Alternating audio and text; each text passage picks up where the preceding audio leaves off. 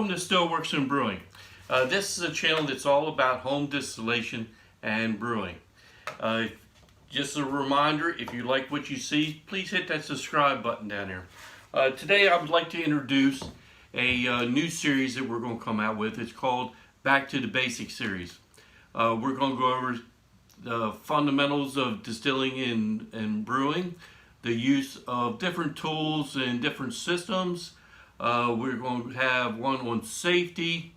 We are also going to have maybe a video on the different processes of distilling, the processes of brewing, and maybe something on the ingredients, making mashes, making marshes, etc.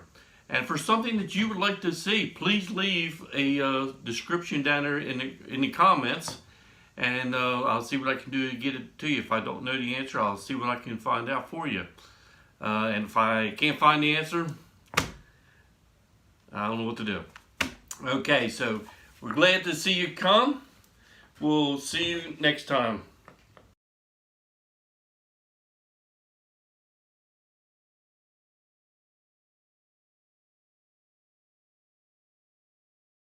Welcome to Stillworks and Brewing.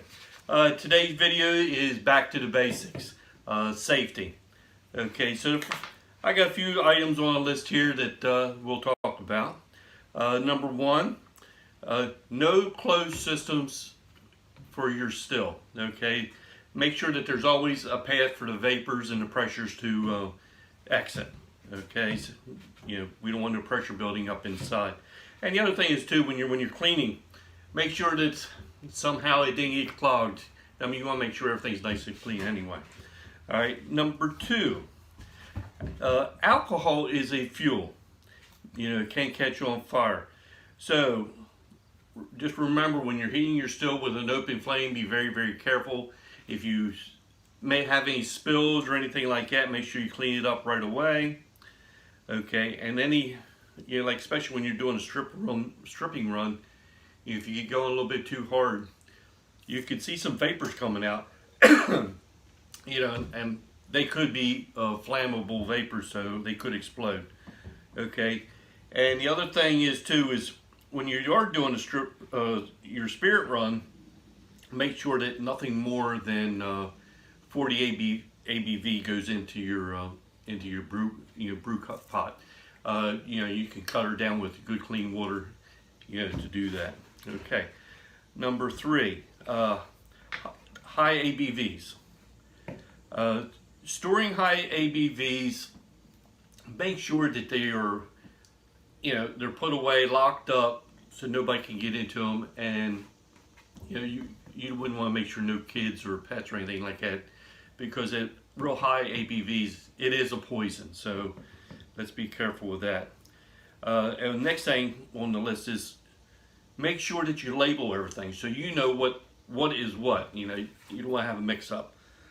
All right, the next thing is, I particularly don't like plastic. I know you see some of them TV shows and they're putting them in the gallon jugs. That's TV.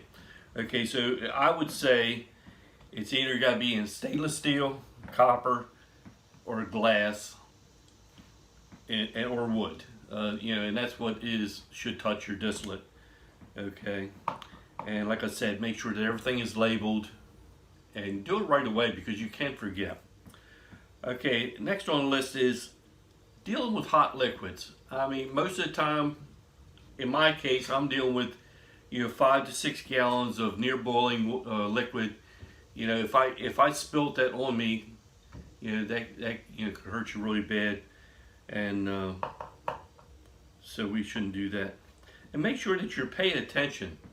Pay attention to what you're doing. Don't get distracted. And the other thing kind of goes along with that is, when you're making your cuts, you just taste a little bit. Don't be doing shots or anything like that, because that could get you into trouble.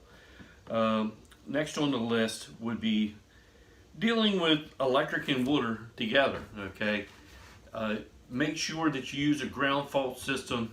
And you wouldn't want nobody to get electrocuted or anything like that. So make sure you use a GFI. All right, and the last thing I got on the list would be methanol. Methanol, normally it comes off your still the very first thing. It comes off, its boiling point is 145, where your ethanol is 170, 175, 178, something like that. So your methanol comes off first. So if you have a grain wash, there's very little bit of methanol in it. Most of the time, your methanol is going to be coming from your fruits, your fruit washes and stuff like that. But I throw away the first 4 ounces just to be safe, because you're going to have some heads and stuff mixed up in there. So that's what I do to get rid of it. So just make sure that you do follow them practices. Okay, so this is a very safe hobby, I feel, as long as you follow some of the basic rules, and a lot of it is common sense. I would say it's all pretty much common sense. So really enjoy the hobby. It's a whole lot of fun, and you can be proud of what some of the products you put out, and you'd be surprised how good they are.